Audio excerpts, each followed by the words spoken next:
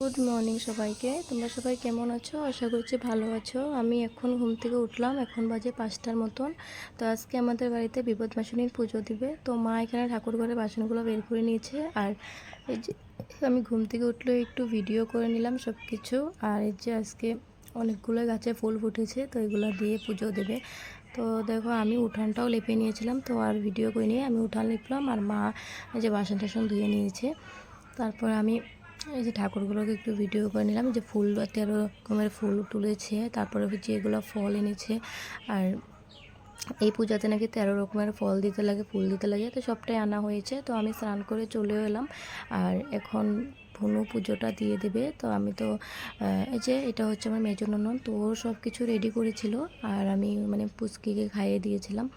তো পুচকি থাকলে না বেশি একটা কাজ করা যায় না, তো ওকেও তো সামলাতে হয়, ওকে খাওয়াতে হয়।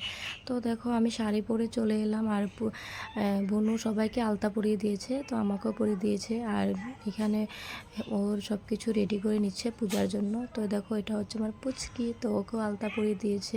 আর এই যে আমি এখন একটু নিজেকেও ভিডিও করে নিলাম। তো ওইখানে এখন সব কিছু রেডি করে নিচ্ছে পুজোটা দেওয়ার জন্য।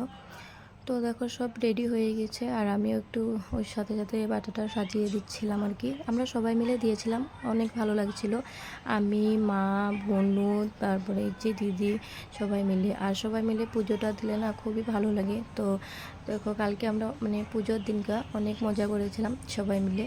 তো এই যে রেডি করে নিচ্ছি, পানও 13টা দিয়ে দিয়েছি, পানের মধ্যে সুপারি এলাচ যা লাগে দিয়ে দিয়েছি। তো এখানে ধনে দিয়ে আমরা সবাই মিলে জোগাড়টা দিয়ে দিচ্ছি। তো এখন মানে পাঁচালি পরবো। তো দিদিভাই একটু পড়েছিল, তো ও একটু পড়েছে, তারপরে আমি অল্প পড়েছিলাম। পাঁচালি দুজনে মিলেই পড়েছি, কারণ দুজনে সবাই মিলে পুজোটা দিয়েছি। তো আগে ও পড়েছিল, আমি বললাম যে তুমি পড়ো, তারপর আমি পড়বো। তো পড়ার শেষ, তারপর আমি পড়ছিলাম। তো দেখো এখানে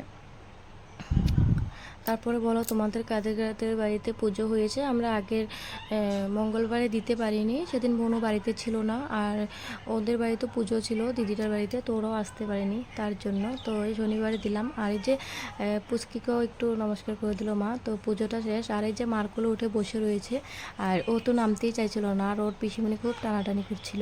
তো আমাদের এখানে নিয়ম পুজো দিয়ে আবার তেল সিন্দুর ধূপকাঠি নিয়ে পুষ্কুরে মানে বাসাতে হয়। তো দেখো এখানে অনেক কাদা, দুজনে অনেক কষ্ট করে গেলাম, যেতেই পারছিলাম না, এত কাদা ছিল। আর এই যে পুকুরটাতে মানে বললাম না বৃষ্টির কারণে অনেক জল হয়ে গেছে। আর তারপরে ভাসিয়ে দিয়ে আসলাম। তো এখানে দেখো পুচকিকে বসিয়ে দিলাম। তারপর তো রাখি, সবাইকে রাখি দিয়ে দিল। তো ওইটা দিদি আমাকে পরিয়ে দিচ্ছিল রাখিটা। তো পরে পুজো দিয়ে প্রসাদটাও খেয়ে নিলাম। তো আর ভিডিও করিনি। তো এখন আমরা চা, রুটি, আর রাত্রে সোয়াবিন আলুর তরকারি ছিল সেটাই খেয়ে নিলাম। আর নিরামিষ খেয়েছিলাম পুজোর আগের দিন আর পুজোর দিনকাও।